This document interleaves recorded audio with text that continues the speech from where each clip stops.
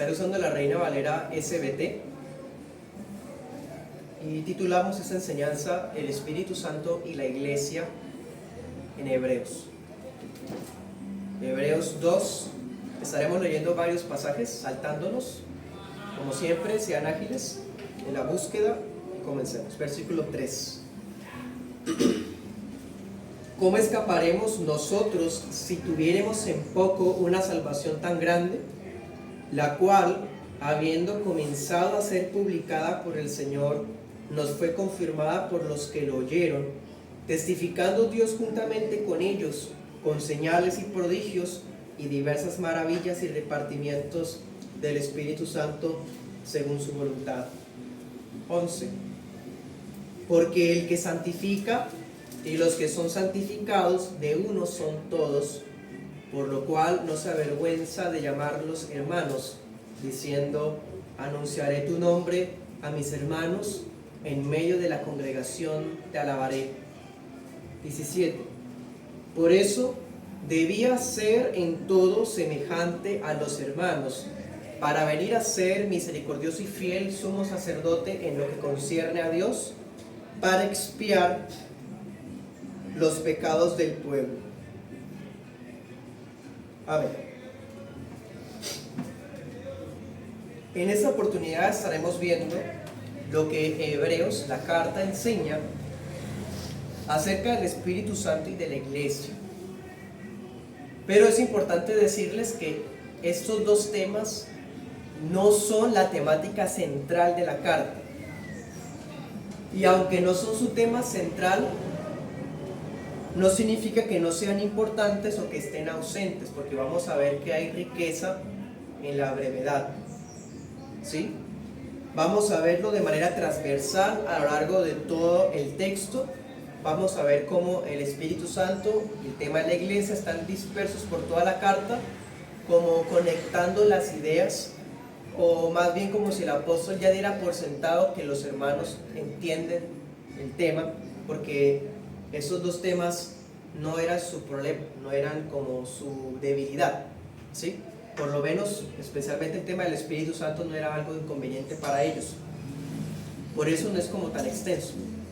De todas formas, las temáticas sirven como unificadores de la estructura de la carta. Vamos a estar viendo la enseñanza en dos puntos. Un primer punto vamos a titularlo Neumatología de Hebreos. Neumatología es un tecnicismo que se refiere a lo que se estudia del Espíritu Santo, sencillamente. Esa rama de la teología que estudia el Espíritu Santo se le llama neumatología, así como suena. Y en un segundo punto veremos eclesiología de Hebreos, que es lo mismo, una rama de la teología que estudia la doctrina de la iglesia, del pueblo escogido, pero lo veremos concentrados en Hebreos. ¿Listos? Comencemos. Primer punto, la neumatología de la carta. Vamos a Hebreos 9, 8.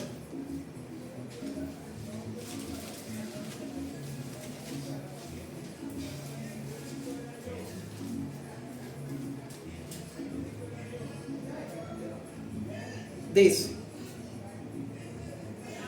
dando a entender el Espíritu Santo esto, que aún no estaba descubierto el camino para el lugar santísimo, entre tanto que el primer tabernáculo estuviera en pie, lo cual era figura de aquel tiempo en el cual se ofrecían presentes y sacrificios que no podían hacer perfecto al que servía en cuanto a la conciencia, que solo consistía en comidas y en bebidas y en diversos lavamientos y ordenanzas acerca de la carne, impuestas hasta el tiempo de la reforma del pacto.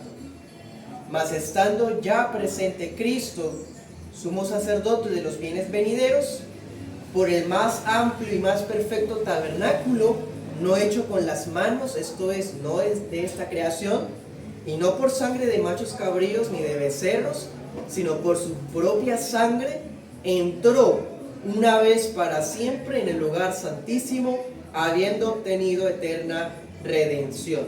Porque si la sangre de los toros y de los machos cabríos y la ceniza de la becerra rociada sobre los inmundos santifican para la purificación de la carne, cuánto más la sangre de Cristo, quien por el Espíritu Eterno se ofreció a sí mismo sin mancha a Dios, limpiará sus conciencias de las obras muertas para que sirvan al Dios vivo. Amén. El Espíritu Santo es mencionado unas 6 veces en la carta, pero algo muy especial es que la carta contiene 2 títulos maravillosos y únicos en toda la Biblia. Aquí lo vimos, por ejemplo, dice en el 14, el Espíritu Eterno. Esta es la única vez en la Biblia que se le dice al Espíritu Santo así. Y hay otro pasaje que le pone otro nombre, en el 10:29 le dice Espíritu de gracia. La única vez en la Biblia que lo llama así. O sea, dense cuenta, aunque solo lo menciona 6 veces, 2 de esas veces le da títulos únicos. ¿Sí? Entonces, se nos confirma que no porque algo aparezca poco en la Biblia es menos importante. Bueno, la primera vez que aparece el Espíritu Santo en la carta a los Hebreos es en el capítulo 2, que ya lo leímos ahorita al comienzo, en Hebreos 2, cuando decía que el Señor Jesús predicó el Evangelio acá en persona, y luego cuando ya Él hubo ascendido a los cielos, los que lo oyeron, o sea, los apóstoles, siguieron anunciando el mensaje, y que decía que Dios confirmaba el mensaje acerca del Hijo a través de milagros, diversas señales, y luego dice repartimientos del Espíritu. ¿Sí? Ahí vemos al Espíritu Santo por primera vez en el libro. O sea, para el apóstol Pablo, algo que ya había dicho, por ejemplo, en 1 Corintios 12:11, puede mirarlo, el Espíritu Santo es el dador de los dones extraordinarios. Pero ojo, porque esos dones se le dieron a quienes, que dice Hebreos 2:3-4, a los que lo oyeron. O sea, está hablando de los apóstoles y la primera generación. También el pasaje dice claramente que el Espíritu Santo da según su voluntad, ¿sí? Le está atribuyendo voluntad al Espíritu. Bueno, luego dice, para confirmación del origen celestial de la predicación. O sea, el Espíritu Santo entraba en la escena para mostrarle a la gente que estaba escuchando el mensaje que ese mensaje no era una charlatanería más, o una religión o una filosofía más, sino que sí era un mensaje celestial. Entonces el Espíritu Santo les daba a los apóstoles esos repartimientos, dice Hebreos. Bueno, si usted mira ya en Hebreos 2, del 3-4, pareciera que hubiera una distinción, ¿no? Porque dice señales, prodigios, maravillas y repartimientos del Espíritu, como si fueran 4 cosas diferentes. Bueno, no nos complicamos en eso, cuando lleguemos al texto quizás profundicemos un poco más, pero básicamente les digo esto: señales, prodigios y maravillas son hechos sobrenaturales que realizaba el Señor Jesús en los evangelios y que realizaban los apóstoles, pastores y diáconos de la iglesia primitiva en el libro de Hechos de los Apóstoles, ¿sí? Y luego cuando dice repartimientos del Espíritu, uno puede pensar que se refiere a todas esas aptitudes, talentos espirituales que se le dio a la iglesia para que la iglesia pueda hablar y pueda actuar aún más allá de sus capacidades físicas. Porque dice un pasaje en Corintios, ¿se acuerdan? Creo que es el capítulo 2, que no podemos hablar de lo espiritual con palabras humanas, que lo espiritual debe acomodarse a lo espiritual, porque para el mundo lo espiritual es locura. Entonces se necesita una sabiduría especial, sobrenatural, para uno proclamar este mensaje. Entonces por eso el Espíritu Santo da los dones, porque este mensaje, hermanos, es algo que se sale de nuestros límites. Necesitamos al Espíritu Santo, tan solo para estar congregados necesitamos al Espíritu Santo y poder entender, ¿sí? Como sea, estas 4 cosas que se le atribuyen al Espíritu Santo, especialmente los repartimientos, tienen una finalidad. No era la de promover campañas evangelísticas donde el testimonio de un fulano es el centro. No. La finalidad era adornar el mensaje. Era algo accesorio. Si se predica el mensaje del Evangelio y no hay un milagro, no pasa nada.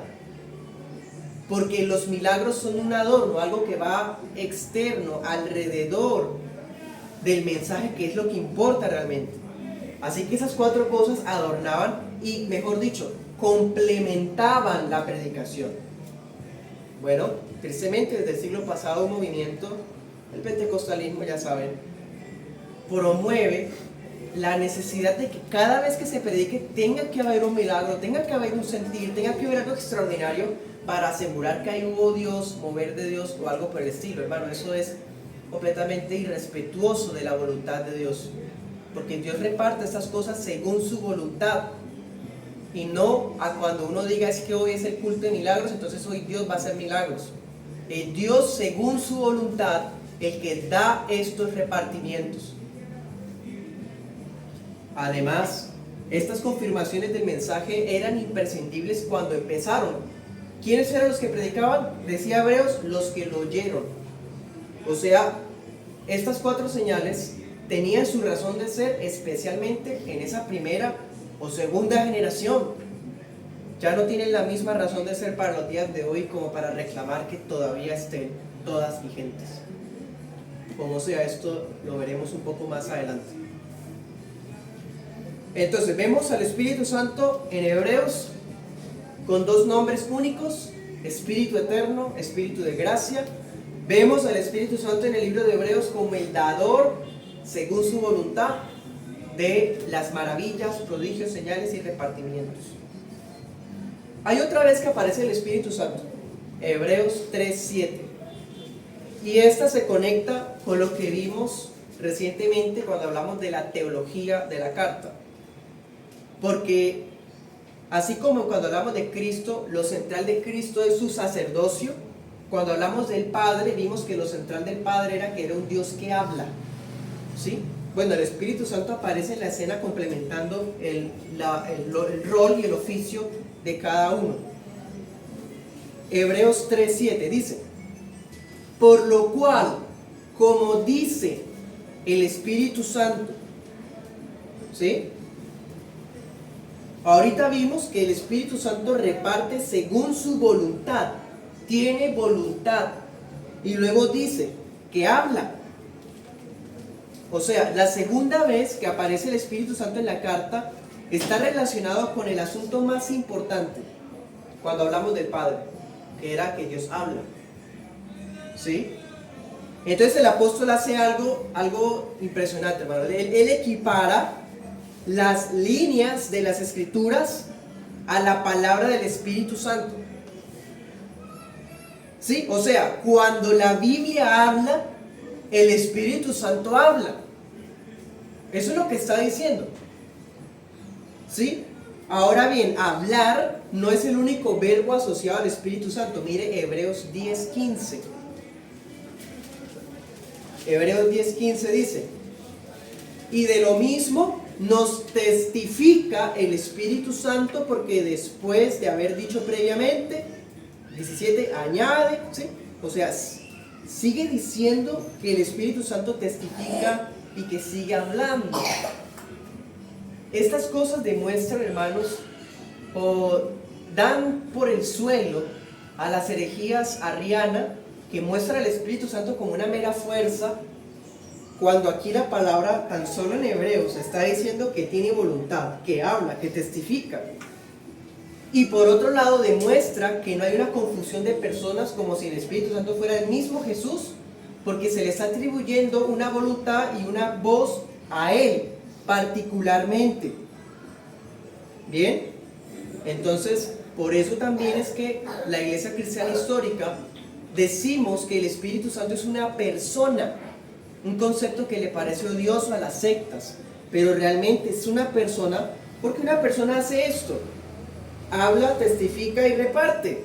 Lo que estamos viendo, cuando hablamos de persona, que el Espíritu Santo es una persona, no estamos haciendo una contradicción, porque algunos piensan que persona necesariamente es algo corporal, como un individuo con nombre, con ciudadanía o con características físicas. No. El concepto de persona que se usa desde la teología cristiana histórica tiene que ver con el concepto de personalidad. Personalidad, por eso es persona, porque tiene atributos personales, como cuáles, como que habla, como que testifica y como que reparte, escrito está. Por eso podemos decir que es una persona.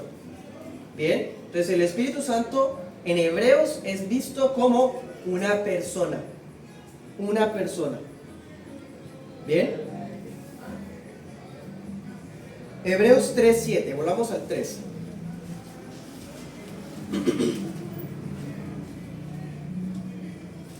Allá en Hebreos 3, desde el 7 hasta el 11, el apóstol Pablo está citando un salmo que cuando lleguemos allá vamos a ver que en ese salmo Dios le estaba hablando a la iglesia del antiguo pacto para que prestara atención a la palabra. ¿Sí? Entonces es como si el apóstol dijera, en ese entonces el Espíritu Santo les dijo a ellos que lo oyeran. Bueno, iglesia, hoy el Espíritu Santo sigue diciendo lo mismo. A la iglesia del antiguo pacto le dijo, si oyes hoy su voz, no endurezcas el corazón. Y a la iglesia de hoy, ¿qué le dice? Si oyes hoy su voz, no endurezcas tu corazón. Lo mismo, a la iglesia del nuevo pacto se le están dirigiendo las mismas palabras para que ninguno de los miembros caiga en incredulidad ni en apostasía. Miren el 12. Miren, hermanos, que ninguno de ustedes haya corazón malo de incredulidad para apartarse del Dios vivo. Antes, exhórtense los unos a los otros cada día, entre tanto que se dice hoy, para que ninguno de ustedes se endurezca por el engaño del pecado. Entonces el apóstol les enseña, el Espíritu Santo nos dijo esto, a ellos les dijo y a nosotros también, por lo tanto pongamos seriedad al asunto, ¿sí?, para no endurecernos a causa del pecado y nos terminemos apartando en incredulidad y apostasía. Bien, entonces en esta parte que estamos viendo que el Espíritu Santo habla, testifica, ¿sí?, a través de la palabra, le habla a la iglesia todavía a través de la palabra, y lo vamos a volver a ver en Hebreos 9:8, que también ya lo leímos. En ese pasaje, ¿se acuerdan?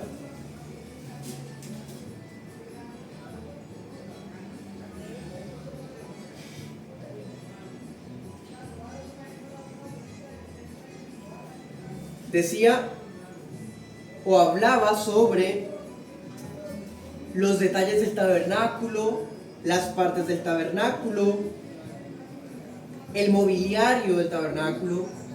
En el contexto habla del día de la expiación, de las ceremonias como sacrificios, ¿sí?, del sistema levítico. O sea, el escritor de Hebreos está diciendo que el Espíritu Santo es el autor de los detalles del tabernáculo y que con esos detalles, que era como un mapa o como un bosquejo, ¿qué dice ahí? Él daba a entender, ¿sí?, daba a entender otra cosa personal. El Espíritu es una persona que cuando habla da a entender otras cosas también, ¿sí? Entonces él daba a entender misterios que serían revelados luego en el nuevo pacto. Bien, verdades que serían luego conocidas por nosotros. En otras palabras, el Espíritu Santo revela que el tabernáculo y el templo, aquellas cosas del antiguo pacto, iban a ser quitadas, iban a ser reemplazadas por un nuevo templo y por un más excelente sacrificio. Leamos versículo 12, 9-12. Dice, bueno, ya lo leímos, del 12 a 14. En ese pasaje básicamente nos está diciendo que el Espíritu Santo está mostrando que los elementos del tabernáculo y del templo anticipaban que iban a ser quitados porque iba a venir alguien superior y iba a tener acceso al lugar santísimo en nuestro lugar. Bueno, nos iba a abrir el camino a nosotros, sencillamente. ¿Y eso quién lo dijo? El Espíritu Santo. Bueno, dense cuenta, eso también ataca esa tendencia biblicista que alguna vez estudiamos, cuando estudiamos el capítulo 1 de la confesión. ¿Se acuerdan de esas personas sectarias que exigen que todo tiene que estar textualmente dicho en la Biblia. ¿Se acuerdan que vimos eso alguna vez? Cuando hablamos de la adiaforía, cuando hablamos de la inerrancia y estos temas de la analogía también de las escrituras. Bueno, aquí vemos que esto es legítimo. Uno puede extraer enseñanzas implícitas de la Biblia. Hay cosas que no están directas, hay cosas que no están explícitas. Por ejemplo, usted y yo podemos leer Éxodo y Levítico cuando habla del tabernáculo, y ahí usted no va a ver a Cristo. Si vamos a ser así exigentes de que tiene que ser todo textual, ahí no vamos a ver a Cristo. ¿O quién ve a Cristo ahí leyendo? Nadie. Pero ¿qué dice el autor de Hebreos? Que el Espíritu Santo estaba dando a entender que, o sea, más allá de lo que estaba ahí escrito, había algo profundo que se podía extraer. O sea, el Espíritu Santo nos habla por la palabra, directa y explícitamente, pero también indirecta e implícitamente, como esto. O sea, a través de la lectura del tabernáculo, el Espíritu Santo está diciendo que eso iba a acabar un día y que Cristo nos iba a abrir entrada al reino celestial. Si lo leemos textual no va a aparecer jamás, pero si le escuchamos la voz al Espíritu Santo, vamos a ver. Bueno, y así hay muchos temas en la Biblia que no están explícitos, pero uno los puede percibir, como por ejemplo la Trinidad, la personalidad del Espíritu, como estamos hablando hoy. Sigamos. Retroalimentemos. Hemos visto que en la carta a los Hebreos se le dan dos títulos al Espíritu Santo que son únicos en toda la Biblia. Se le dice Espíritu Eterno y Espíritu de Gracia. Segundo, que el Espíritu Santo reparte dones, es el dador de los dones espirituales. Tercero, que el Espíritu Santo habla, testifica, da a entender. Son obras propias de una persona y lo hace a través de la Escritura. Y ahora, la otra cosa que enseña Hebreos del Espíritu Santo es algo muy impresionante, y quizás esto sea lo más sin precedentes para nosotros. Leamos Hebreos 9:14. Dice, y ojo con eso, ¿cuánto más la sangre de Cristo? 1. A quien por el Espíritu Eterno, 2. Se ofreció a sí mismo sin mancha a Dios, 3. ¿Ven? Limpiará sus conciencias de las obras muertas para que sirvan al Dios vivo. El apóstol nos enseña que fue el Espíritu Santo el que facultó al cuerpo y a la sangre de Jesús para que tuviera los efectos expiatorios decretados por Dios. Dijeron, ¿cuándo Dios aceptó sacrificios humanos? Nunca. Él nunca pidió sacrificios humanos, porque si reciba el de Jesús. Es una de las cosas que objetan los judíos contra el cristianismo. Bueno, no se dan cuenta, Cristo estaba cumpliendo lo que el antiguo pacto enseñaba de los rituales. Entonces Él con su propio cuerpo lo ofrece. ¿Y por qué Dios recibe eso si Él nunca había recibido sangre humana? ¿Qué dice el autor de Hebreos? El Espíritu Santo se encargó de eso. El Espíritu Santo fue el que hizo, por así decir, que ese cuerpo y que esa sangre ofrecidas fueran aceptadas por el Padre. ¿Sí? Es más, gracias al Espíritu Santo, esa sangre, ese sacrificio puede llegar a tener efecto en nuestras conciencias. Es el Espíritu Santo entonces el que aplica la sangre y el sacrificio de Cristo a nuestras conciencias para limpiarnos de obras muertas. Esto poco se habla, hermanos. El Espíritu Santo es el que hace eso. Y más, dice, el Espíritu Santo es el que nos capacita para servir al Padre. Ahí vemos un testimonio trinitario otra vez, impresionante. El Hijo se ofrece, el Espíritu Santo adapta, que ese sacrificio sea perfecto, para que nosotros ahora podamos servir al Padre. Evangelio absolutamente trinitario. ¿Sí? Ahora miremos Hebreos 6:4.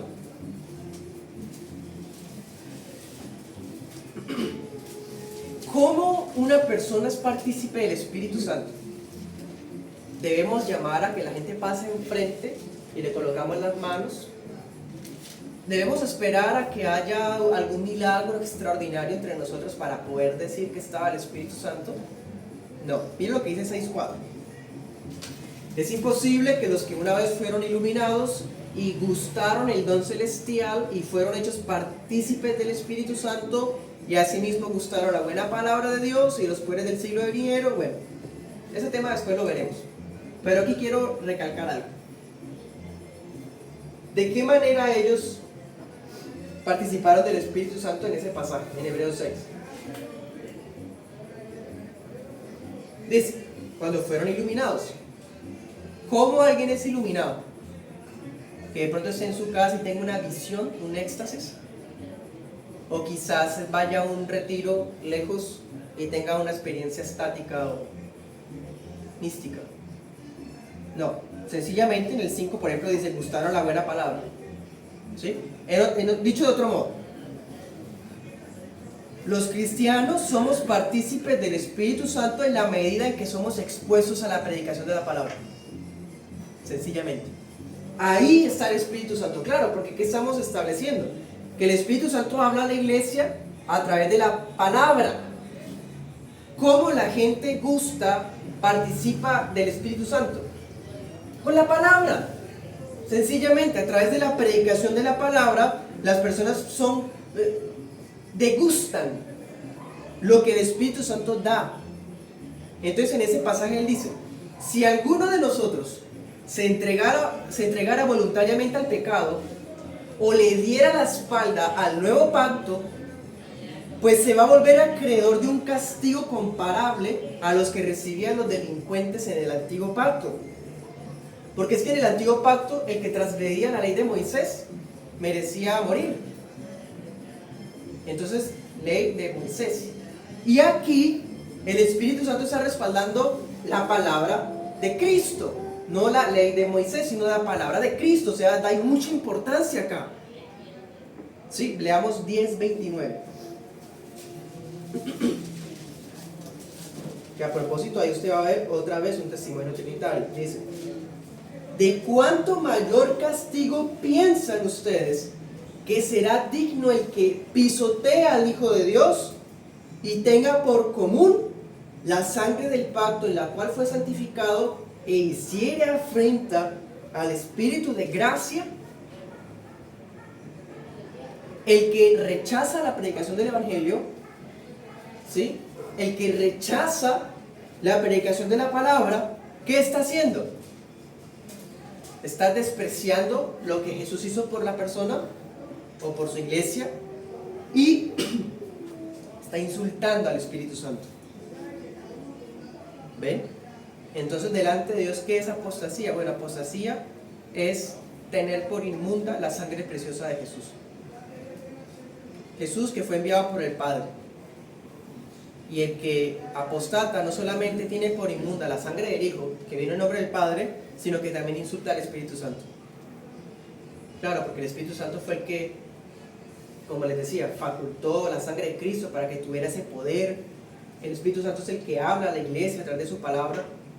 Entonces el que se niega, el que se endurece, el que se cierra, el que, mejor dicho, se retira, está haciendo un insulto realmente al Dios Trino. Bueno, entonces hermanos, eso es lo que la palabra enseña acerca del Espíritu Santo. Pasemos al segundo punto, hablemos de la iglesia. Ese tema se hubiera prestado para haberlo hablado solamente, ¿no?, del Espíritu Santo, pero bueno. Vamos a Hebreos 10.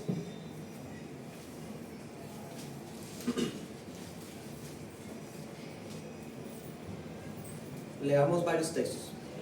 15. Bueno, ya lo leímos el 15, leamos el 19. Así que hermanos, teniendo libertad para entrar en el lugar santísimo por la sangre de Jesús. 25. No dejando nuestra congregación, como algunos tienen por costumbre, sino exhortándonos tanto más cuanto ven que aquel día se acerca. Verso 29, bueno, también ya lo leímos. Bueno, ya vimos el Espíritu Santo y creo que es un buen, como un buen anticipo, ¿no? Un buen presaber para entender esto. Con el tema de la iglesia es un poco más complejo porque la palabra iglesia en nuestras Biblias en español no está ni una vez en la carta. Pero en el texto original sí, eso es muy irónico. En el texto griego, la palabra iglesia está en Hebreos 2:12 y en Hebreos 12:23. Y vaya y vea cuáles son las palabras que se usan. Congregación. Congregación en griego es eclesia. Sencillamente. En Hebreos 2:12, el apóstol cita un salmo para decir que Jesús le predica a la iglesia. Y ojo, porque eso es muy profundo, dése cuenta. Es un salmo escrito por David. Está diciendo que la iglesia ya estaba desde el antiguo pacto. También que va en contravía del imaginario de algunas personas hoy día que piensan que la iglesia nació en hechos. La iglesia estaba desde Edén, realmente. Y ahí lo vemos. Dice, anunciaré tu nombre a mis hermanos en medio de la congregación te alabaré. ¿Quién dijo eso, David? ¿Qué es congregación? La iglesia. Sencillamente. El rey David dio testimonio del nombre de Dios entonando alabanzas en el templo a la iglesia de Israel. Bueno, y ahora en la iglesia del nuevo pacto, el nuevo David, Señor Jesús el rey, da testimonio del nombre del Padre cada vez que las iglesias locales se congregan para alabar a Dios. ¿Ven? Entonces, es exactamente lo mismo, solamente que hay elementos que, pues, dice el autor de Hebreos, ¿no? Se han reformado. En Hebreos 12:23 volvemos a ver la palabra iglesia y es uno de los textos más profundos sobre el tema. De hecho, uno puede pensar que aquí está hablando de lo que se ha llamado la iglesia triunfante. La iglesia triunfante es una manera de uno de decirle a todos los creyentes que han muerto que ya están en la gloria. Entonces se le llama la iglesia triunfante. Entonces en Hebreos 12:23 está hablando de la iglesia triunfante. Los santos escogidos que ya están en los cielos. Y el apóstol está diciendo que cada vez que se proclama el evangelio, no nos estamos acercando a un monte imponente envuelto en llamas, como el monte Sinaí, y tampoco estamos yendo a la colina de la Jerusalén terrenal, porque Jerusalén queda como una montaña. El apóstol dice que cada vez que predicamos el evangelio, nos acercamos a la ciudad del Dios vivo, la iglesia universal. Bueno, mire Hebreos 3:6.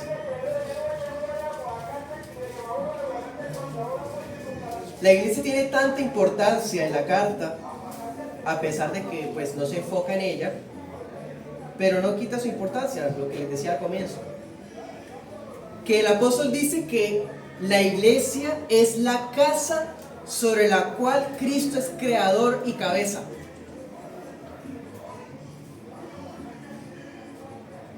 La casa somos nosotros, dice en Hebreos, la iglesia. Cristo es el creador de la casa, Cristo es la cabeza de la casa. Cuando la iglesia universal, que es espiritual, invisible, tiene una manifestación visible, uno le llama iglesia local, como esto. Esto es una iglesia local. ¿Sí? Está refiriéndose a una iglesia palpable, compuesta por hijos de Dios y alguno que otro que realmente no es hijo de Dios ni es converso realmente. Pero esa es la iglesia local. ¿Sí? La iglesia universal tiene una manifestación visible y local y que también está organizada debidamente. Eso está en Hebreos 13:17, puede verlo. Y anote este otro, Hebreos 6:1. O sea, cada iglesia bíblica tiene pastores y miembros.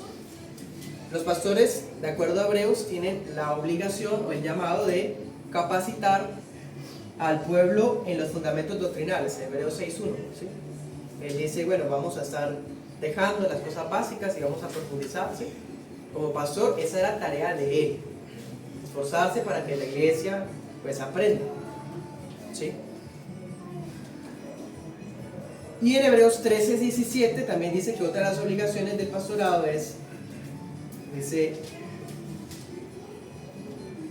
velan por sus almas como aquellos que han de dar cuenta, ¿sí? O sea, como tenerlos ahí en oración, ¿sí? En esa preocupación pastoral en pro del bien de sus almas. Y a los miembros, ¿qué les corresponde? Bueno, Hebreos 10:25 decía, no dejando su congregación como algunos tienen por costumbre. La obligación de la membresía es no menospreciar a su iglesia local. Y la señal del menosprecio de la iglesia es esa, ausentarse de los servicios. Y ausentarse de los servicios también es esto otro. En el 10:25 dice, exhórtense unos a otros. Pues ausentarse de la iglesia es también tener en poco las exhortaciones de los hermanos. Es la única manera, la única oportunidad de estimularnos unos a otros personalmente. Entonces, descuidar la iglesia local es privar a Dios del servicio y de la adoración congregacional que se le debe. Este Dios trino al quien nosotros servimos se le adora como Él ordena. Y este pacto que Él está hablando en su palabra es un pacto corporativo, es un pacto congregacional, colectivo. Es algo contrario a toda forma de individualismo, toda forma de apatía. Cuando fuimos redimidos, fuimos adheridos a la comunidad que adora. En cambio, el movimiento pentecostal especialmente y las sectas se caracterizan por infundir en los creyentes como esa motivación individual, como que busca al Señor, tiene una comunión con Él, adóralo, ¿sí? O sea, suena muy bonito y todo, pero siempre habla en términos individuales. Entonces, claro, eso explica por qué hay tanta gente que ahora ni siquiera se congrega, hablan mal de los pastores, de las iglesias, porque tienen una vida individualista que es el resultado de las falsas doctrinas. Cuando realmente siempre la adoración bíblica es congregacional. Bueno, acerca de la iglesia también tenemos que los cristianos son descritos como primogénitos inscritos en los cielos. Hermoso. Eso está en Hebreos 13:24.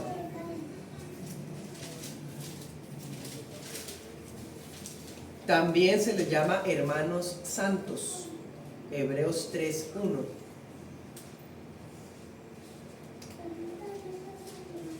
También vimos que Cristo no se avergüenza de decirles hermanos.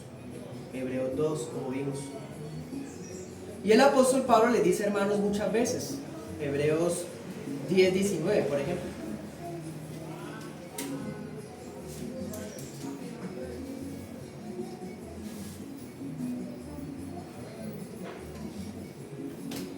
¿Sí? Entonces, hermanos, ya para terminar, les digo lo siguiente.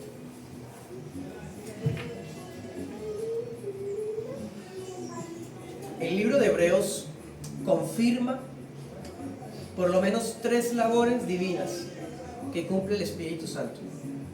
Primero, y nunca se nos olvide, Él es el dador de los dones espirituales. ¿Y para qué sirven los dones espirituales? Nunca es para hacer show, ni para hacer propaganda de nadie. Es para adornar la predicación, para convencer a los perdidos. Ya, no más. Segundo, el Espíritu Santo es el inspirador y el preservador de las Escrituras. Con su palabra, Él ilumina al pueblo escogido. Con su palabra, el pueblo de Dios participa del Espíritu Santo. 3. Y este fue como el más impactante para nosotros.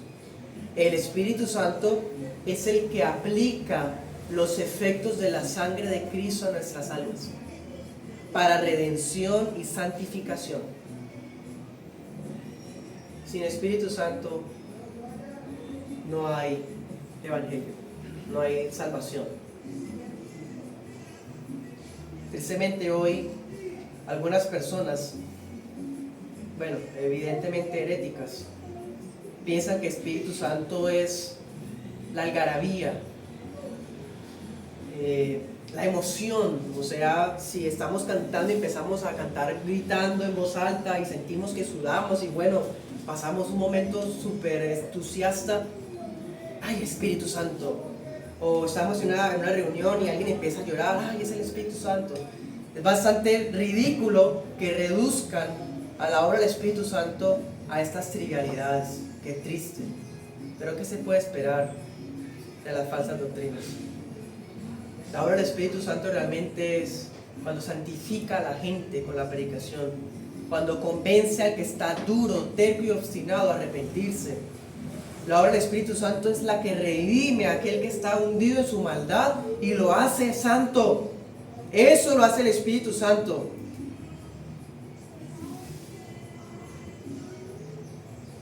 Y eso no puede ocurrir fuera de la palabra. Y muchas veces fuera de la iglesia eso no es algo demasiado inusual. Casi siempre es la predicación que se da en la iglesia. Y con respecto, a todas esas cosas, comprobamos entonces que el Espíritu Santo tiene características y atributos que confirman que es un ser personal. Y ya que estas obras de Él confirman lo que hace el Padre y lo que hace el Hijo, por eso es que se le llama tercera persona. Y no porque sea el número 3 o el menos importante, no. En fin. Y ya para retroalimentar sobre la iglesia, que vimos un poco, vemos la importancia que tiene la iglesia en el libro de Hebreos. La iglesia es la casa de Dios. La iglesia es el centro escogido por Dios, donde Él escogió ser servido, donde Él escogió ser adorado. Algunas personas alegan que uno puede servir a las personas de los pobres y de los necesitados sin necesidad de estar metido en 4 paredes. Bueno, esa es la frase de un hereje, realmente. Es verdad que hay servicios más allá de un local, de una iglesia local, sí. Pero un servicio por fuera de la iglesia, ilegítimo, no es bíblico. No es bíblico. La adoración congregacional es tan maravillosa que usted se da cuenta. No alcanza a darse cuenta cuando decía Cristo: anunciaré tu nombre a mis hermanos y en medio de la iglesia te alabaré. No se da cuenta que Cristo viene al culto y alaba al Padre entre nosotros cada vez que nos congregamos en el día del Señor, y que en medio de nosotros Él prometió y dijo: anunciaré tu nombre a mis hermanos a través de la predicación, y que yo estoy con ustedes cantando a Dios también. Anunciaré tu nombre a mis hermanos, en medio de la congregación te alabaré, le dice el Padre al Hijo. En medio de la iglesia estoy para alabar al Padre. Si quieren adorar a su manera, se pierden eso, porque muy probablemente su adoración sea falsa. Y por otro lado, la iglesia es el lugar que Dios escogió para reunir a sus hijos, para que sus hijos escuchen su voz, para que sus hijos participen más y más del Espíritu Santo, porque eso no se va a dar nunca a través de imposiciones de manos o a través de retiros o algo así. No, es en la iglesia, a través de la predicación, donde gustamos la palabra de Dios y participamos del Espíritu Santo. Bueno.